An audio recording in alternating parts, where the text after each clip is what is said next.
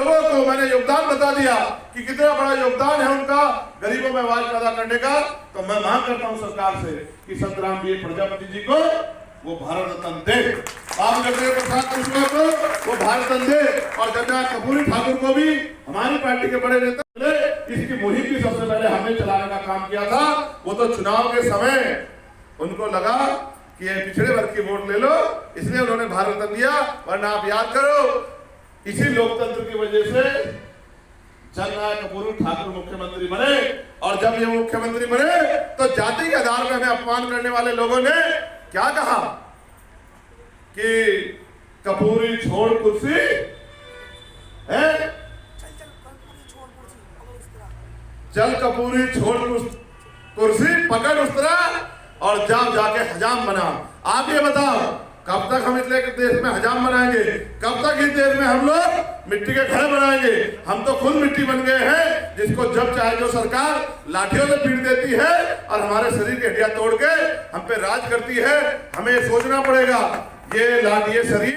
चंद्रशेखर जी, आज धामपुर में प्रजापति भाईचारा सम्मेलन हुआ है, क्या संदेश देना चाहते हैं? देखिए, लंबे समय से जब से बाबा साहब अम्बेडकर ने वोट का अधिकार वंचित जातियों को, देश के हर व्यक्ति को दिलाया और ये तय किया कि लोकतंत्र में जो कुछ भी बनेगा इनकी वोट की ताकत से बनेगा। आज भी 75 साल बाद हम सुख सुविधाओं से और स्वाभिमान सम्मान की ज़िंदगी से बहुत दूर हैं। हम लोग जो टैक्स देते हैं वो पैसा हमारे ऊपर लगना चाहिए, लेकिन वो पैसा हम पे ना लग के अपने चंद पूंजीपति मित्रों को सरकार सौंप रही है। सरकारी नौकरी आती थी, हमें आज भी याद है मंडल कमीशन का आंदोलन चला, पिछड़े वर्ग के लोगों को आरक्षण मिला। 52% आबादी बैठती थी, 52% आरक्षण की व्यवस्था नहीं, 27% मुश्किल से आरक्षण मिला और वो भी आज तक पूरा नहीं हुआ। प्रमोशन रिजर्वेशन में पिछड़े वर्ग के लोगों को आरक्षण नहीं मिला और तमाम जगहों पर बैकलॉग भी पूरा खाली पड़ा है। ये सारा जो भी संघर्ष था किसी और ने नहीं किया, ये हमारे लोगों ने ही अपने हक अधिकारों के लिए संघर्ष किया, तब ये चीज़ें मिली।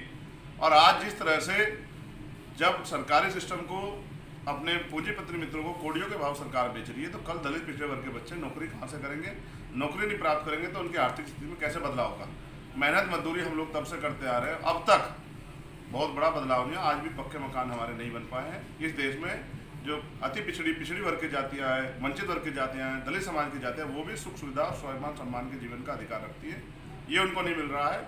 आज का सम्मेलन सिर्फ इस बात को लेके है कि अब समय आ गया कि वंचित वर्ग की जातियों को संविधान की रक्षा के लिए और अपनी हिस्सेदारी के लिए एकजुट हो जाना चाहिए, क्योंकि जब तक इनके बीच के वास्तविक प्रतिनिधि पार्लियामेंट में, असेंबली में, जिला पंचायत की मेंबर में, चेयरमैनों में, तमाम जगह पर नहीं जाकर बैठेंगे, तब तक वो पॉलिसी में नहीं आएंगे। और जब तक पॉलिसी में नहीं आएंगे तब तक इन वर्गों का कोई भला नहीं होगा, क्योंकि कानून सड़कों पर नहीं बनते, सदनों में बनते हैं। तो हमारी हिस्सेदारी संख्या के आधार पर आगे बढ़े, ये आज़ाद समाज पार्टी का कथनी और करनी एक समान होते हुए हम इस हिस्सेदारी के आंदोलन को आगे बढ़ाएं।